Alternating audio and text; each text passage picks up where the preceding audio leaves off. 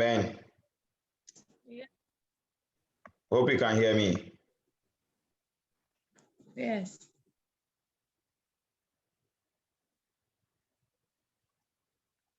Good evening to all ladies and gentlemen, brothers and sisters, guys and beautiful, maidens of the world.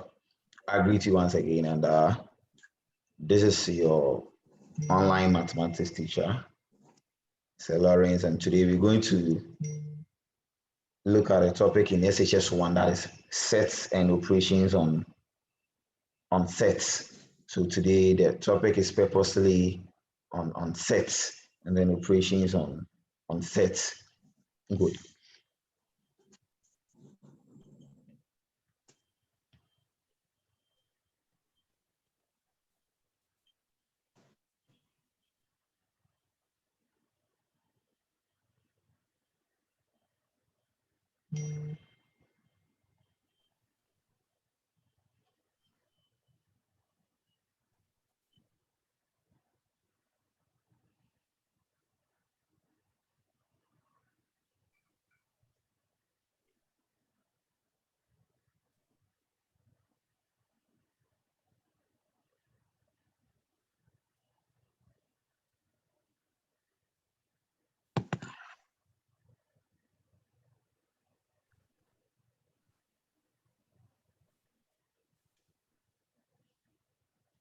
So today we are looking at sets and operations on sets. Our learning objectives are by the end of this lesson, we should be able to determine and write the numbers of subsets in a set. We should be able to identify the properties of operations on sets. We should be able to describe the regions of a Venn diagram in terms of the set operations, union, intersection, and complement. And we should be able to find solutions to practical problems involving classifications using Venn diagrams. And also, last but not the least, you should be able to determine and differentiate between the types of sets. Good. At the JHS level, we learned about sets at the JHS level. Okay, that is JHS1. We did sets in JHS1 and then sets in JHS3. So we have a fair view of what a set is. So a quick recap of what we studied at the JHS level. When we talk of a set, okay, a set can be defined as a set is described as a well-defined collection of objects. A set is a well-defined. A set is a well-defined collection of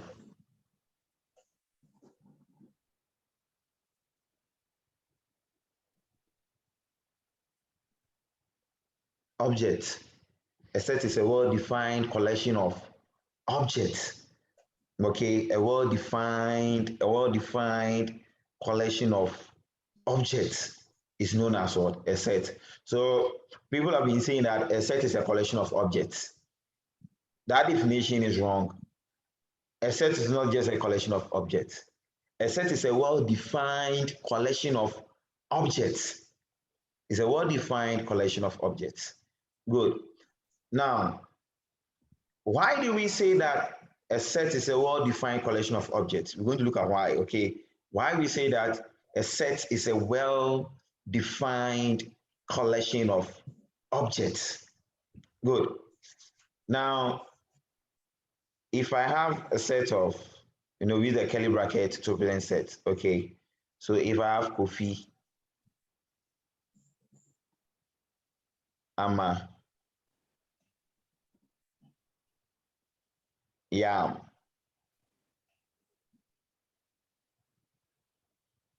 Kofi, Ama, Yam. How are you going to describe the set? How are you going to describe the set? Kofi, Ama, Yam. Describing this set will be very difficult because the objects in the set given, the objects that is Kofi, Ama, and Yao, they are not of the same kind. Kofi, Ama, and Yam, they are not of the same kind. Kofi is a name of a person. Ama is a name of a person. And we definitely know that Yam is a kind of food. It is not a name of a person. So the objects are not of the same kind. So we can't say that is a set. But if I have A, B, C, that is set of alphabets. That's lower cases, okay? Set of alphabets, set of alphabets. This can be called a set because it is well defined, and it is well defined in the sense that the objects are of the same kind. That is A, B, and C. They are alphabets of the lower case. So they are of the same kind. So when we say that a set is a well-defined collection of objects, it is well-defined because the objects are of the same kind. It is well-defined because the objects are of the same kind. So that is the meaning of set. Okay, and we represent set using what we call a curly bracket. With a curly bracket to represent set. With a curly bracket to represent set. Good. Now, before we look at the types of sets, we look at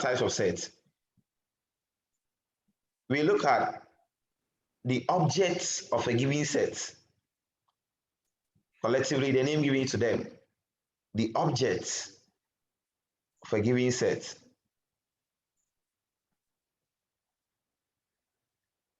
Now, if I have set P to be equal to pen, pencil, eraser.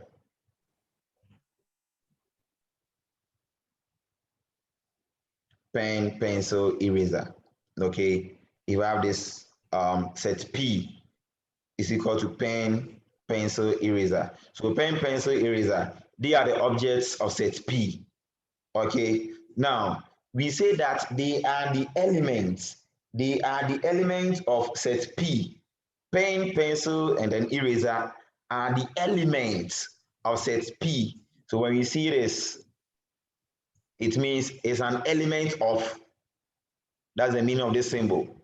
It's an element of, it's an element of. So pen, pencil, eraser, okay? They are elements of set P.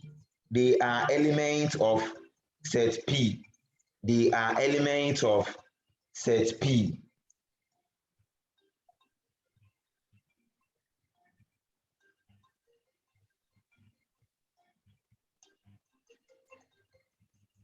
Hello.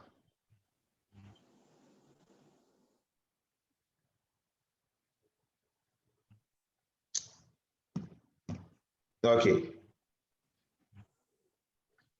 So then, if I have pen, okay, we can say a pen is an element of P. That's the meaning. Pen is an element of P. Pen is an element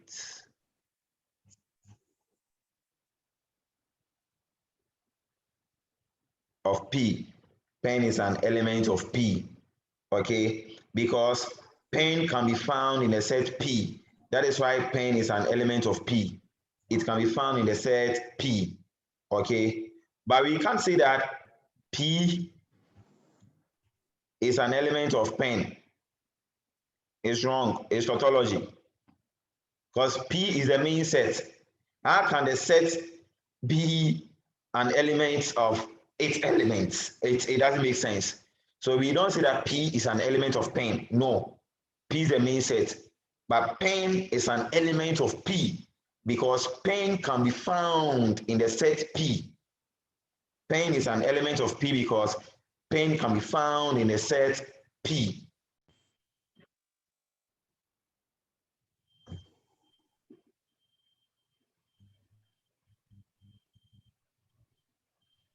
Sorry for the network interaction. Let's continue. Good.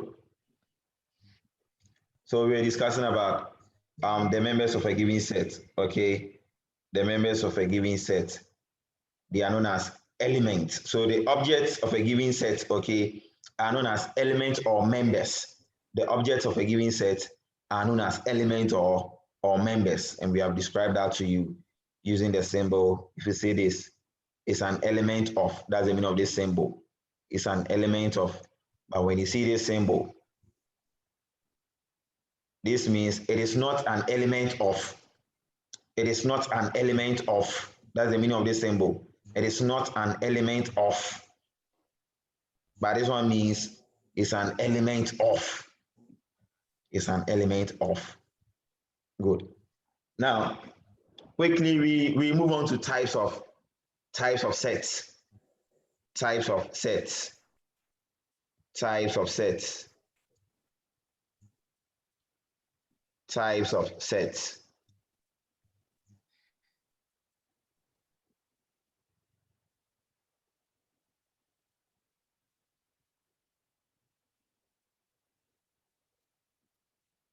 Types of sets. Good. Now, the first one that we're going to look at, we're looking at what we call finite set.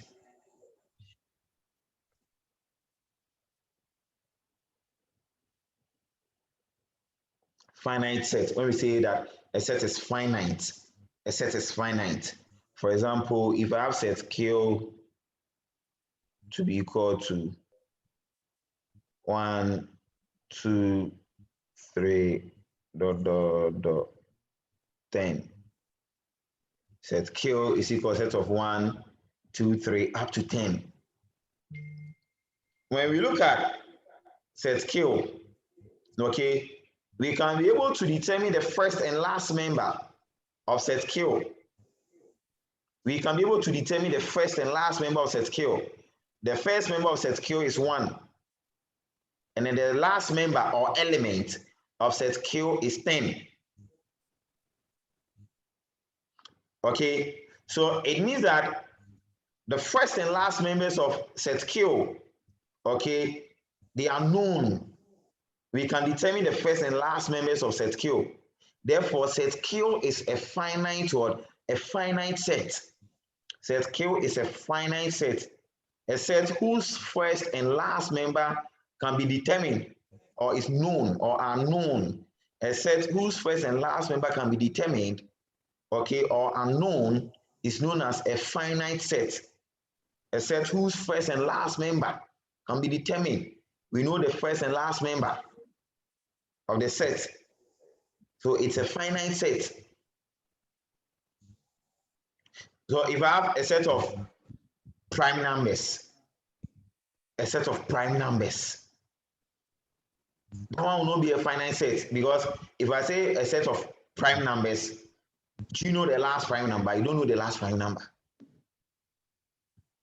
But if I say that a set of prime numbers, okay, a set of prime numbers between 2 and 20, set of prime numbers between 2 and 20, then that one will be a finite set. Are we there? So a finite set is a set whose first and last member can be determined or are known. That is a finite set.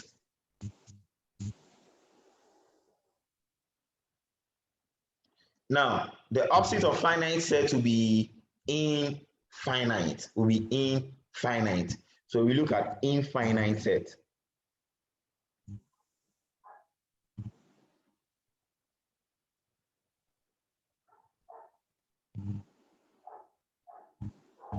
Infinite set. Infinite set. So the opposite of finite is infinite. Infinite. If I have set n to be equal to 0, 1, 2, dot, dot, dot. Now, automatically the last member of set n is unknown.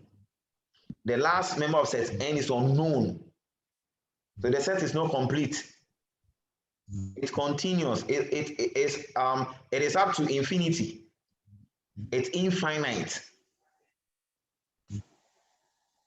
So when you talk of infinite set, a set whose last member is unknown or cannot be determined, a set whose last member is unknown or cannot be determined is known as infinite set. Infinite set. A set whose last member is unknown or cannot be determined is known as infinite set. Is known as infinite set. Is known as infinite set.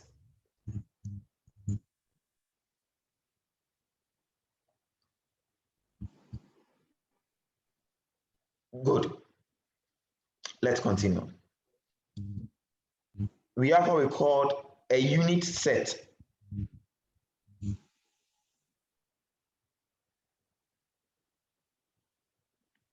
Unit. Unit means one unit, a unit set. So a set with only one member or element is a unit set. A set with only one member or element. A set with only one member or element is a unit set. A set with only one member or element is a unit set. It's a unit set, okay?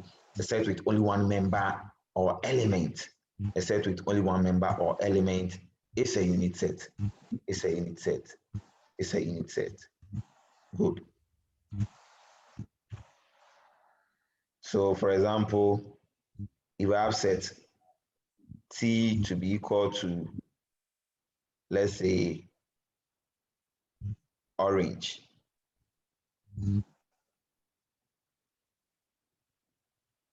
Orange is the only member of this set. Orange is the only member of set T. Okay, so set T is a unit set. Set T is a unit set because it has only one member or element. It has only one member or element. That is a unit set. That is a unit set. That is a unit set. Good. Now from unit set, we move on to what we call universal set.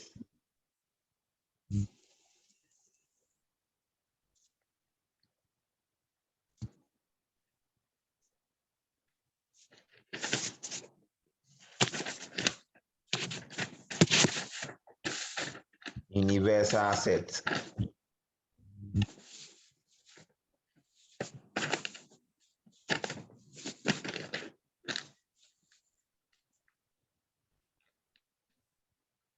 Universal set. Universal set. Universe, large, wide, global, worldwide. If I can put it anyway, anything large, huge. Okay, universal set, universe.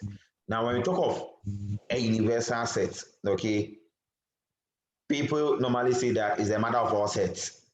People normally describe a universal set as the mother of all sets. The mother of all sets. Now, when we talk of a universal set, it's a set from which other sets can be formed. It's a set from which other sets can be formed or are formed. It's a set from which other sets can be formed. It's a set from which other sets can be formed. That is a universal set. That is a universal set. That is a universal set. A set from which other sets can be formed. Okay, so when we take the whole universe, we have sets. Okay, we have sets, we have continents, So each continent is a set of the universe. Each continent, okay, is a set of the universe. Each continent is a set of the universe. Are we there? So when we look at let's take the school setup for example. When we take the school setup, let's say from SHS1 to SHS3, okay, the entire school is a universe. The entire school is a universe. Are we there? The entire school is a universe. When we pick the Form 1 class, the Form 1 class is a subset of the universe. Okay, the Form 1 class is a subset. It is formed from the universe. It is within the universe. It's a subset of the universe. So when we talk of a universal set, it's a set from which other sets can be formed. Okay, it's a set from which other sets can be formed or are formed. Good. So we use a symbol. When you see this symbol, it looks like U some style. That's a universal set. Or when you see any symbol like this, these two symbols represent a universal set. These two symbols represent a universal set. Okay, these two symbols represent a universal set.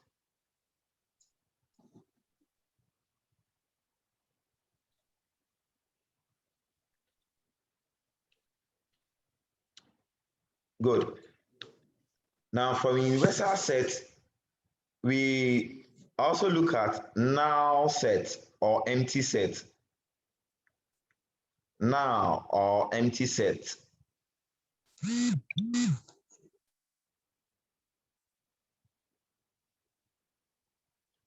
Null or empty set. Null or empty set. Null or empty set. Good. Now, when we talk of a null set, a set with no element, a set with no element, okay? So when you see any set like this is a null set, this is an empty set, okay? Or when you see this symbol, it means null. It means null. So empty set or null set, a set with no element or member. But when you do this is not an empty set. This is a unit set because this symbol becomes a member of the set, this set. So when you see this is not an empty set. Empty set is this or that. So empty or null set, a set with no member or element. A set with no member or element. A set with no member or element. Good. So that's an empty set or null set. A set with no member or element is said to be an empty set or null set. Said to be an empty set or null set. Good.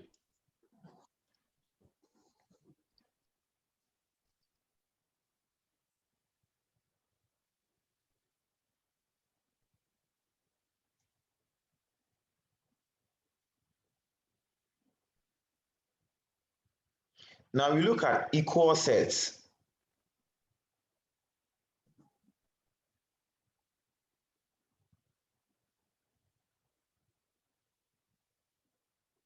Equal sets. Equal sets. And that's the explanation, or that is a definition for equal set. Two sets A and B. Two sets A and B. Two sets A and B are said to be equal. Two sets A and B are said to be equal. Two sets A and B are said to be equal if they have the same element.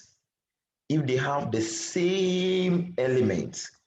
two sets A and B are said to be equal if they have the same element.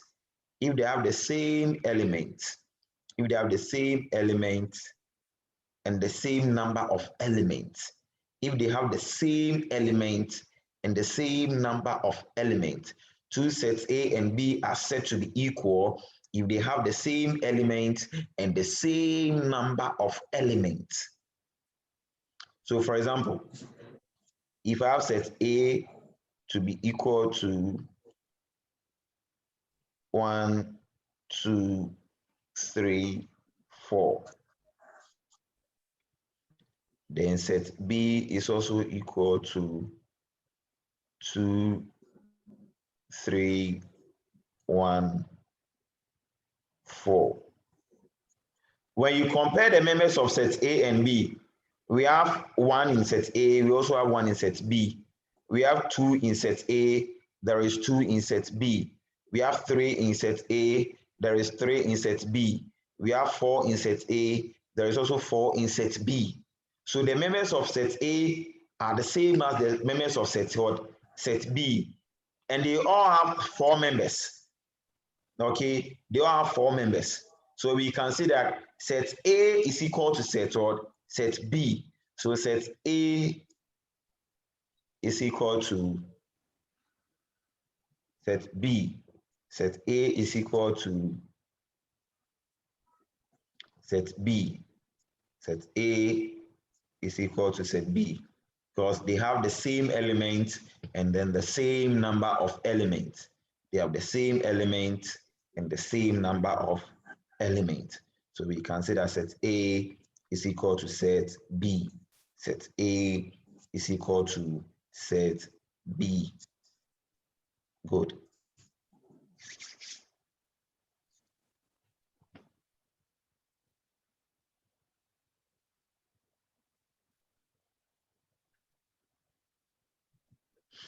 All right. Let us look at this question before we continue.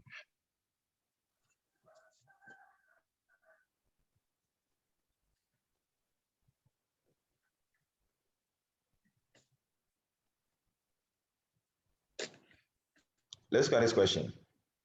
If, okay, let's say M, the set M equal to 2, 4, 6, 8. And the set N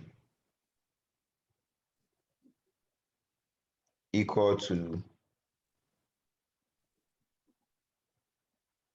4, X, 8, 6. Good. And find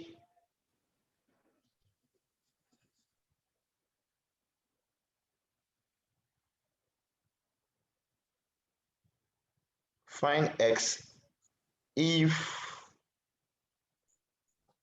M equal to N. Find X if M equal to N. So when you are being given a question like this, we use the concept or the idea of equal sets. You are seeing that equal sets, they have the same members and then the same number of what members or elements. So we have 1, 2, 3, 4, 1, 2, 3, 4. What is missing in set N? Automatically, you tell me that 2 is missing in set what? Set N. So therefore, X equal to 2. X equal to 2. X equal to 2. Good. So this is application of equal sets. That's application of equal sets. Equal sets. Equal sets. Now let's move on.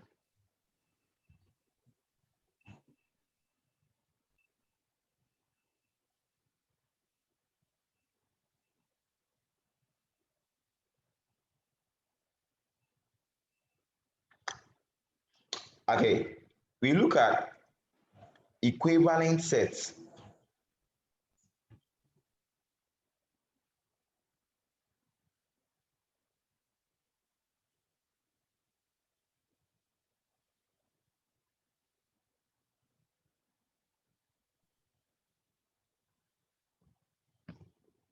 Equivalent sets.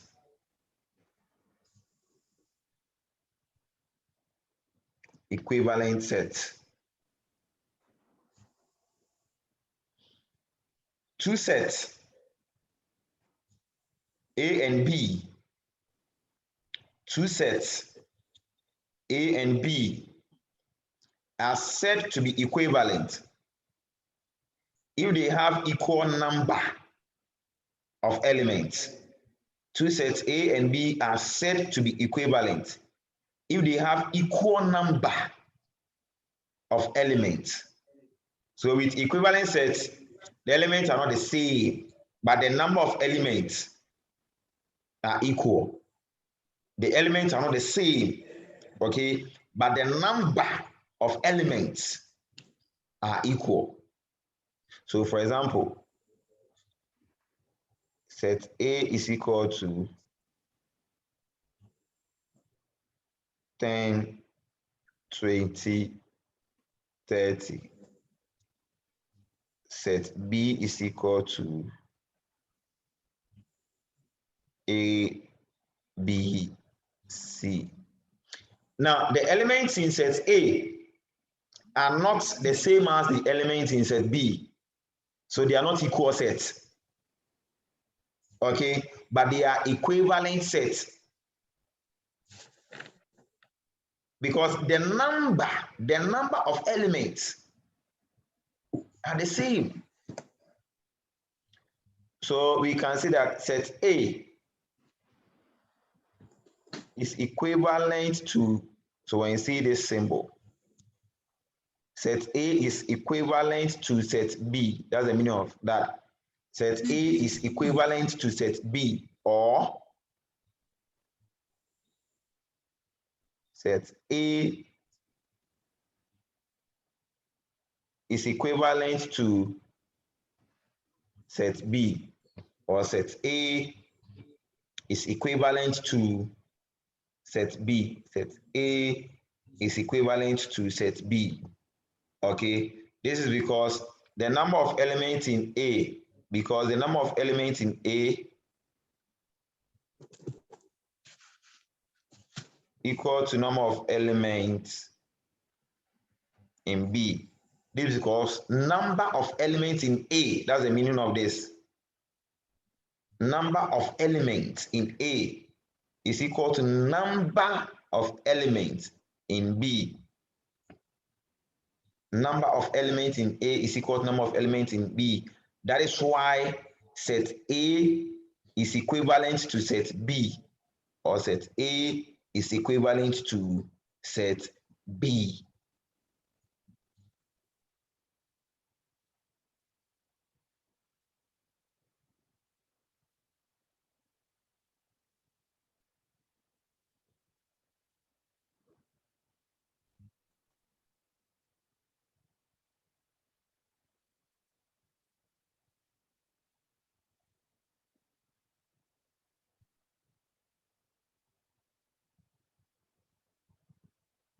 Okay, so that is for equivalent sets.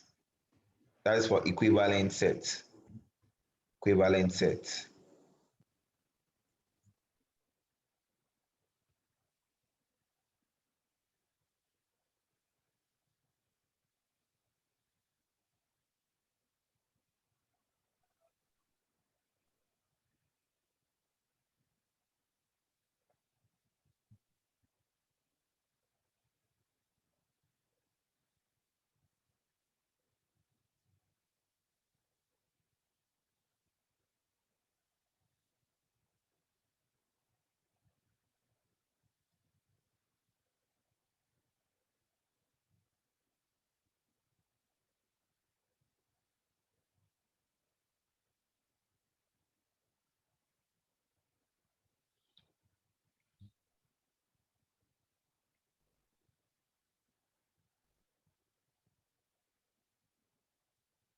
Good. Now the next thing that we are looking at is subset. It's very, very special. It's a special case. Subset. Subset. Now remember, I explained to you that we take the whole world to be the universe. The whole world, the universe. Okay, that's a universal set. We have continents in the world. Okay, so each continent is a subset, is a sum of the universe. So when we take SHS1 class, like SHS1 to SHS3, the entire block, okay, that will be the universal set. That will be the universal set. But SHS1 is a portion of the whole SHS block. SHS1 is a portion of the whole SHS block. So it's a subset of the school.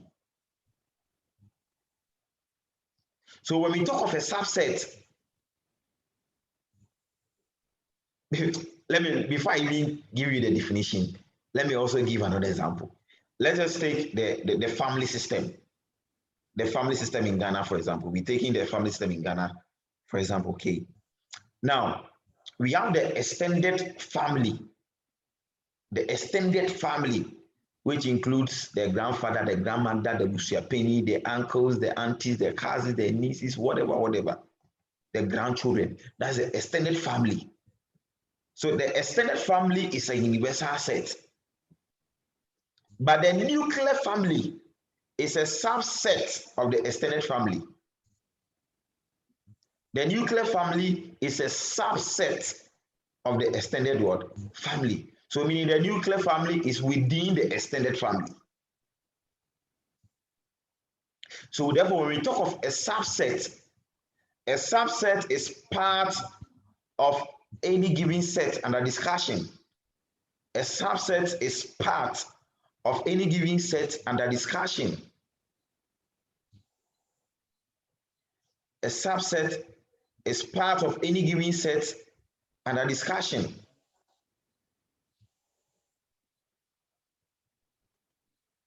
Because any set under discussion, remember, any set under discussion will be the universal set. If we are discussing about cohorial sectec, meaning cohorial sectec will be the universal set. So any set under discussion is also known as universal set. So a subset is part of any set under discussion. Therefore, a subset is formed from a universal set. A subset is formed from a universal set. A subset is formed from a universal set. So when you see this symbol,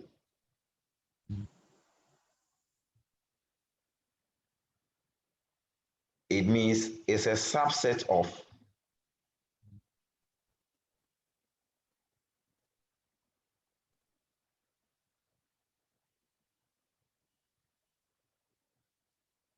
that's the meaning of the symbol. It's a subset of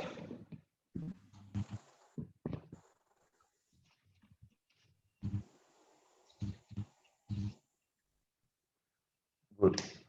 So it's a subset of, or you see something like this. It's a subset of, that's the meaning of the symbol. Okay, it's a subset of. Good. But when you cross it like this, it means it is not a subset of this one. When you cross it like this, it means it is not a subset of. It is not a subset of. That's the meaning. Good. So for example,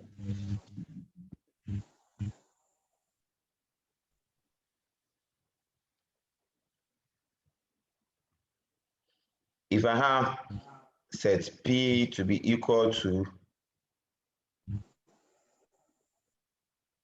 let me use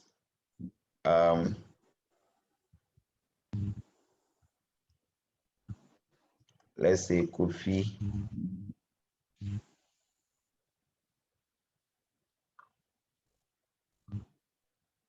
Ama, and then Yao. Good. So set P is equal to Kofi, Ama, and Yao. And then set Q.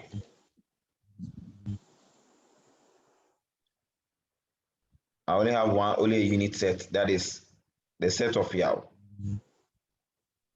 That is set Q.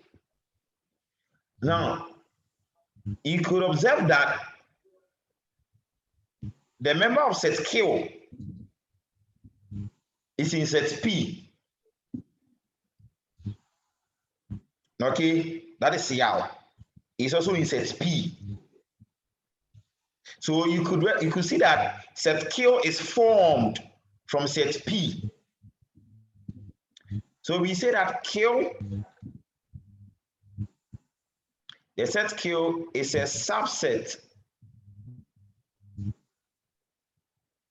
of P. Q is a subset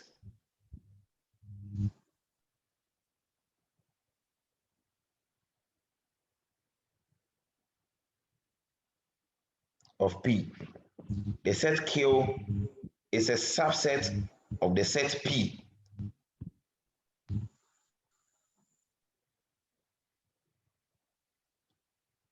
Okay, now set Q is a subset of P because all the members of Q are in P. All the members of Q can be found in P. That's why we say that set Q is a subset of set P. So for a given set to be a subset of another set, okay, all the members of that set, of the first set, should be in the, let's say all the members of the second set should be in the first set. So the Form 1 class is a subset of the entire school block.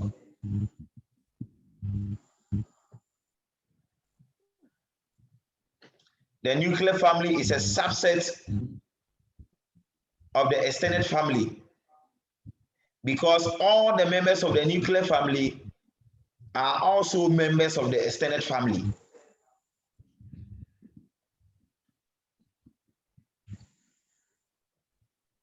So a subset is part of a given set, or it is formed from a universal set.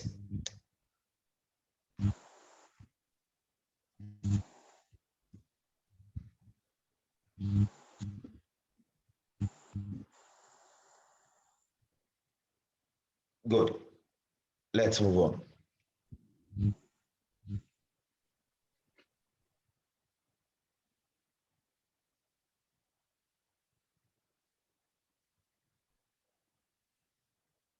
Sometimes you'll be asked to determine the number of subsets, okay, that a given set will form. So how to determine the number of subsets, okay, that a given set will form, or how to determine the number of subsets that can be formed by a given set, okay, good. Now, to determine the number of subsets that can be formed by a given set, we use the formula 2 exponent n. We use the formula 2 exponent n, where n is equal to the number of elements, where n is equal to number of elements.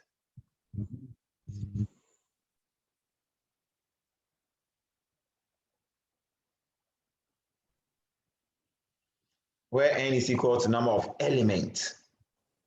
Where n is equal to number of elements. Where n is equal to number of elements. Good. So let's take one or two examples of that. For example,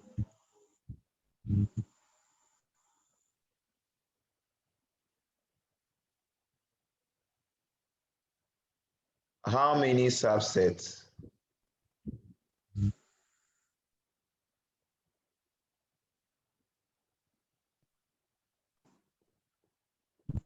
can be formed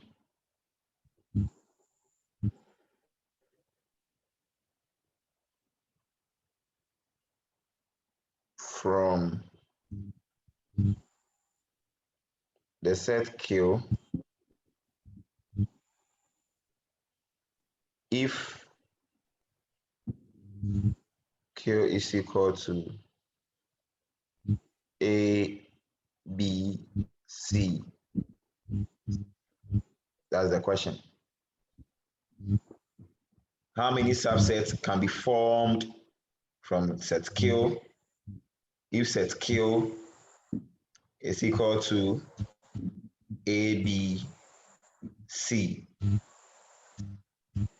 So I explained to you earlier on that to determine the number of subsets that can be formed by a given set, okay? To determine the number of subsets that can be formed by a given set, we use the formula 2 exponent n, 2 exponent n, where n is equal to the number of elements. So when we look at set Q, number of elements in set Q, we have 1, 2, 3 elements. We have 3 elements in set Q. Okay, so the number of subsets that can be formed by the set Q should be 2 exponent 3. And that is 2 times 2 times 2. And that'll give you 8.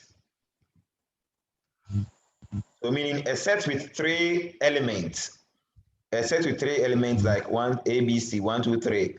A set with 3 elements will form 8 subsets. A set with 3 elements will form 8 subsets. Take note of that.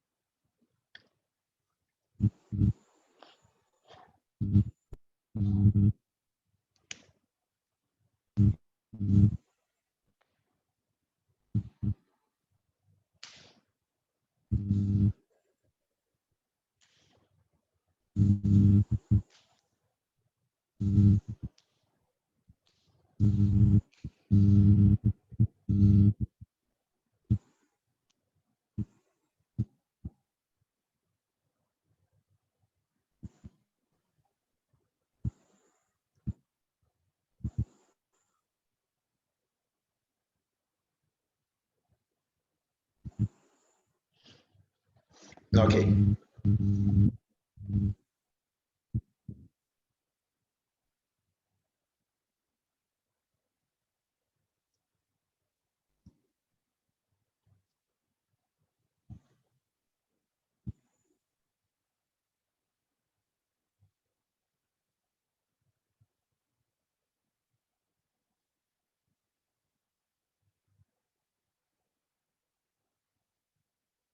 Now, we're also going to learn how to write all the subsets, okay, that can be formed by a given set.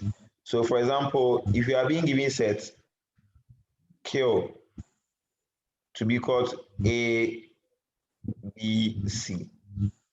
This time you are not determining the number of subsets, but this time you are writing all the subsets that can be formed by set Q. You are writing, okay, when you are being asked to write down all the subsets that can be formed by the set Q.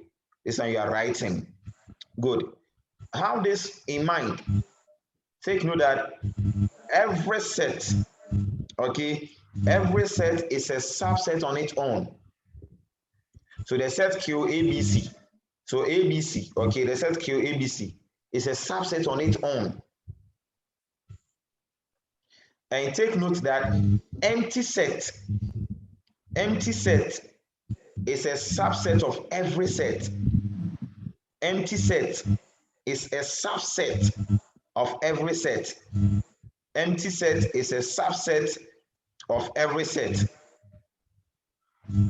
Take note of that. So let's see. If we are writing all the subsets that can be formed by the set ABC, so the set itself is a subset, so A, B, C. Then we're going to have empty set also as a subset. We're going to have a set with only one member, so A, B, and then C. Okay. We also, since we have 1, 2, 3 members, we're going to have a set with two members. A set with two members. So for a set with two members, we have A, B. That is AB, okay? We have A, C. We also have B, C. Good. So we have the set, we have 1, 2, 3 members. So I mean, we're supposed to have empty set, a set with two members, and then a set with only one word, one member. Okay. So we are counting the number of subsets. Let's count. We have 1, 2, 3, 4, 5, 6, 7, and then 8. Okay, so meaning a set with 3 members will give you 8 word, 8 subsets. So this is how we write. Whenever they ask you to write down the number of subsets, okay, that can be formed by a given set. Write down the number of subsets that can be formed by a given set. This is what you're supposed to do.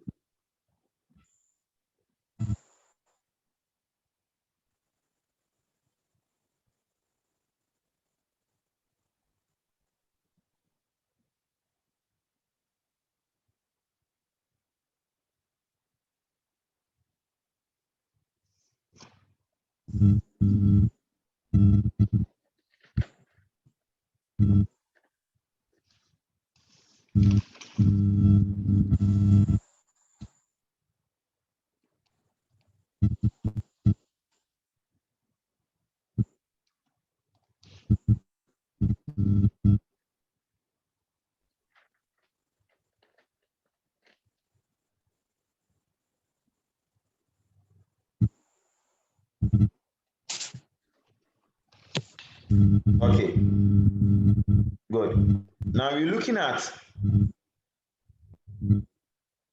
listing the members of a given set. You know how to describe sets already. You did that at the GHS level. So we're going to learn how to list the members of a given set, okay? How to list the members of a given set or listing the members of a given set. Good.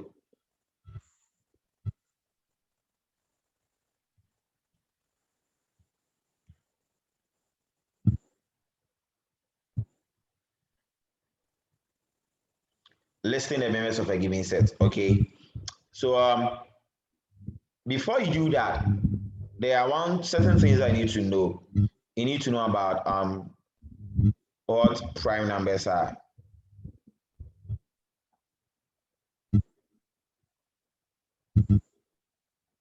Okay, a quick one. We are just briefing you on this stuff very quick. When talk of a prime number is any number with only two factors. Okay, a prime number is any number with only two factors, exactly two factors, one and then the number itself. Okay, is any number with exactly two factors, one and the number itself. Okay, so examples we have 2, 3, 5, 7, 11, 13, 17, 19, 23,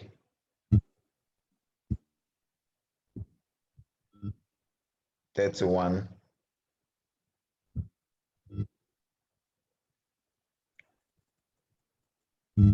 37. So in that order. So these are all examples of prime numbers. Okay, they are numbers with only two factors. They are numbers with exactly two factors, one and then the number itself. One and then the number itself.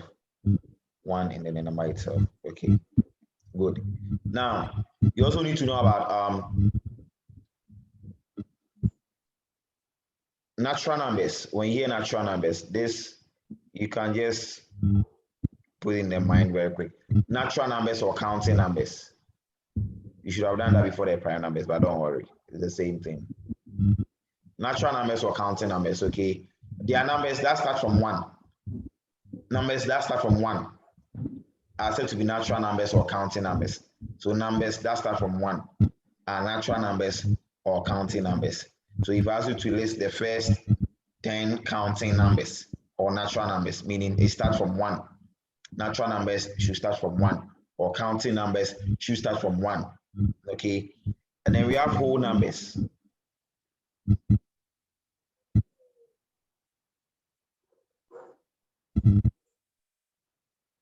Whole numbers are numbers that start from zero. Okay, so whole numbers are numbers that start from zero. We start counting whole numbers from zero. So when you're counting whole numbers, you have to count zero. Okay, so numbers that start from zero are said to be whole numbers. They are said to be whole numbers. So 0, 1, 2, 3, 4, 5, 6, 7, that order are whole numbers. Okay, you start counting them from zero. That is whole numbers. Then we have even numbers.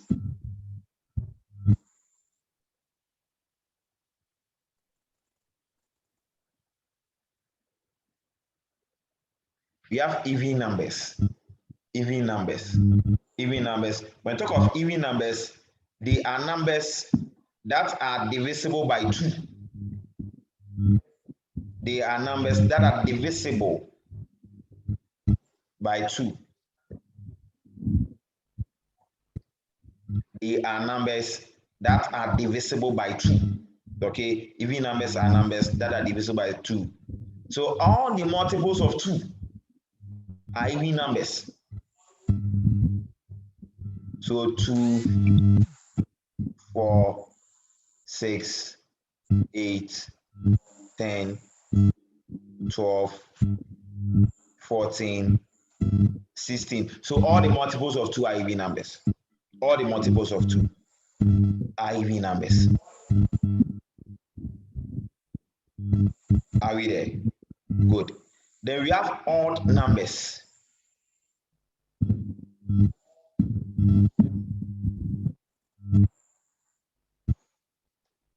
Odd numbers. They are numbers that are not divisible by 2. They are numbers that are not divisible by 2. They are numbers that are not divisible by 2.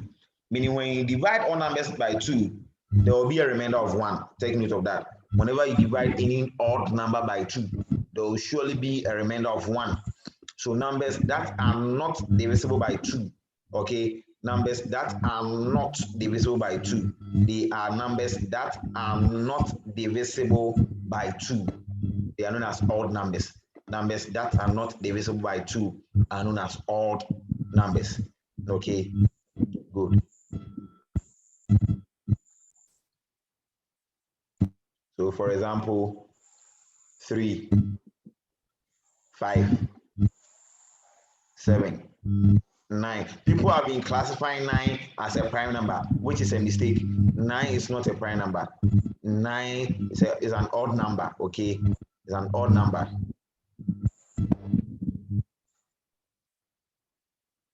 And then 11,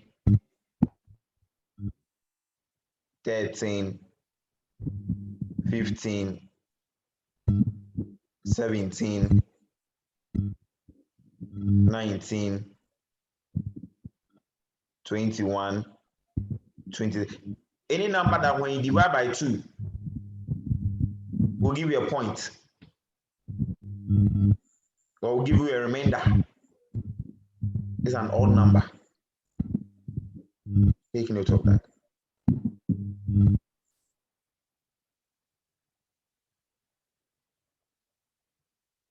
Good.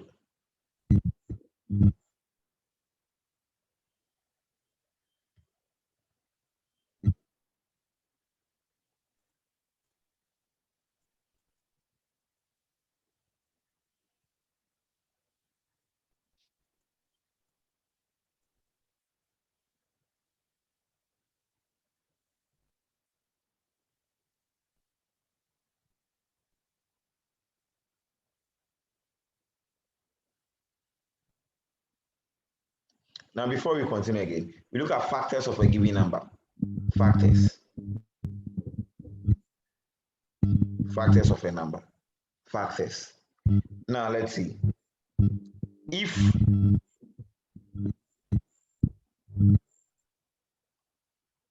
n, let me use numbers, cry. If 2 times 3 is equal to 6, okay? If 2 times 3 is equal to 6, then 2 and 3 are factors of 6. If 2 times 3 should give you 6, then 2 and 3 are factors of 6. 2 and 3 are factors of 6. So let's say if I divide 6 by 2, I'll get 3. So meaning 2 is a factor of 6. 3 is also a factor of 6. If I divide 6 by 1,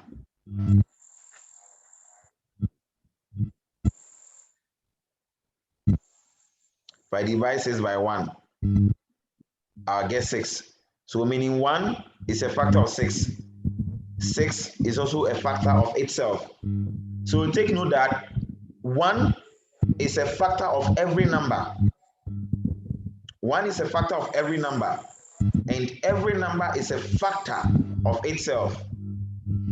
And every number is a factor of itself. So factors of 6, we have 1, 2, 3, 6. Because 1 can divide 6 exactly without a remainder. 2 can divide 6 exactly without a remainder. 3 can divide 6 exactly without a remainder. And 6 can divide itself exactly without a remainder.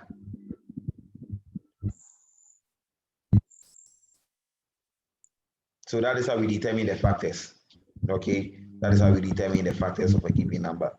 That is how we determine the factors of a given number. Good. We look at composite numbers.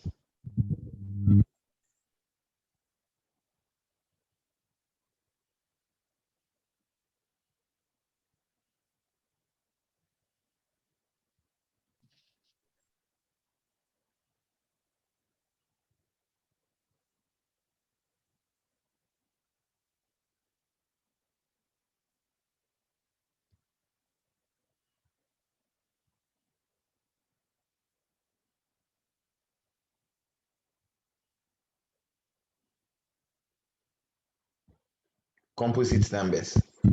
Composite numbers. Now, they are numbers with more than 2 factors. They are numbers with more than 2 factors. So all numbers that are not prime numbers are composite numbers. All numbers that are not prime numbers are composite numbers. Because prime numbers have exactly 2 factors, one and then the number itself. But composite numbers shouldn't have more than 2 factors. So all numbers that are not prime numbers are composite numbers. So 4, 6, 8, 9, 10, 12, 14, 15, 16, 18. In fact, they are all composite numbers because they have more than 2 factors and they are not prime numbers. Okay, so all numbers that are not prime numbers are composite numbers because composite numbers have more than 2 factors.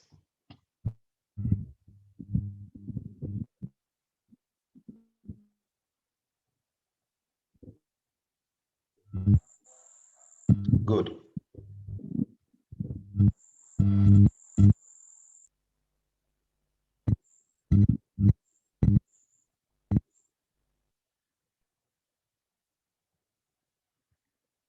Now, we are learning how to list the members of a given set, okay? Sometimes you'll be given inequalities. Let us pick them one after the other. So, for example, if set P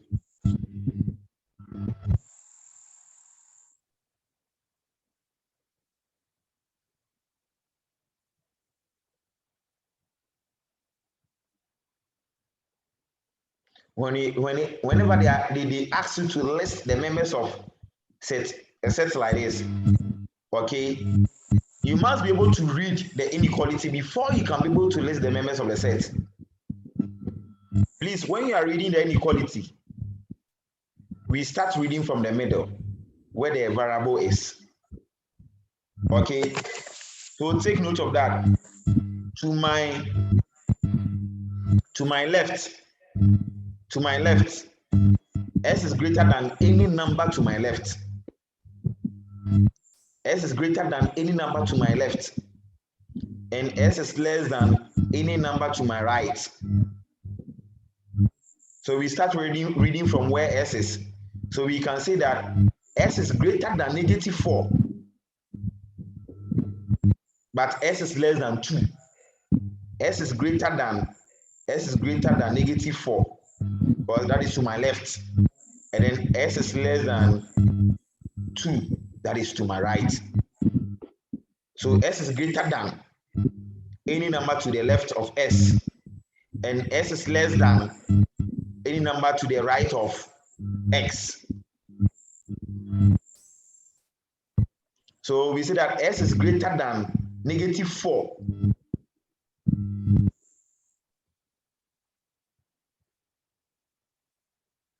S is greater than -4. So we are listing the numbers that are greater than -4. Take note, -3, okay, -2, because -3 is greater than -4. Take note of that. -1, 0. 0 is even greater than -4. 0 is greater than -1. So -3, -2, -1, 0, 1. And then he said S is less than 2. S is less than 2. So meaning numbers that are greater than -4 but less than 2. Numbers that are greater than -4 but less than 2. So the 2 will not come. So that -3, -2, -1, 0, and then 1.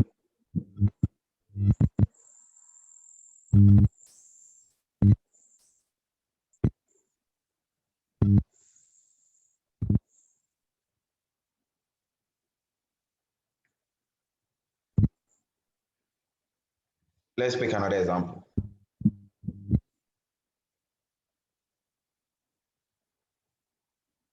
I said Q is equal to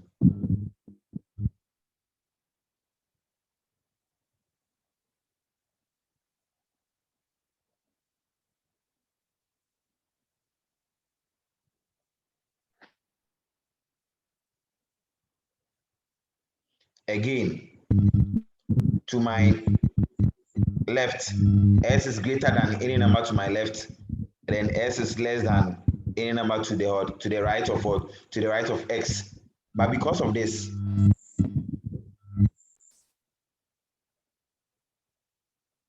so we say that S is greater than or equal to, because of the line under it. So S is greater than or equal to -1. S is greater than or equal to -1, but less than or equal to 2. S is greater than or equal to -1, but less than or equal to 2. So meaning with this inequality, -1 and 2 should be part of the inequality. Okay, -1 and 2 should be part of the inequality. So Q should be equal to -1, 1, 0. Sorry, -1. I'm in a hurry. -1, 0, 1, and then 2. Good. So you realize that -1 and 2 will be part of the set because of this.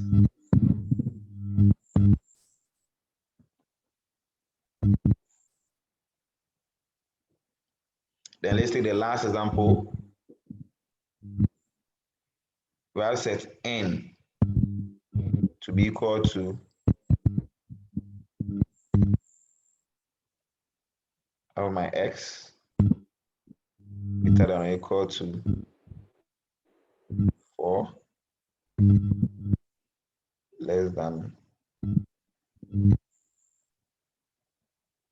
So with this, that is to my left, s is greater than a number to my left, and s is less than a number to my right. So but with this, s is greater than or equal to 4. S is greater than or equal to 4, but less than 8. S is greater than or equal to 4, but less than 8. So whenever you are being asked to list the members of this set, 4 should be part. So 4, 5, 6, 7. 8 will not be part because s is less than 8. 8 will not be part because s is less than what? 8.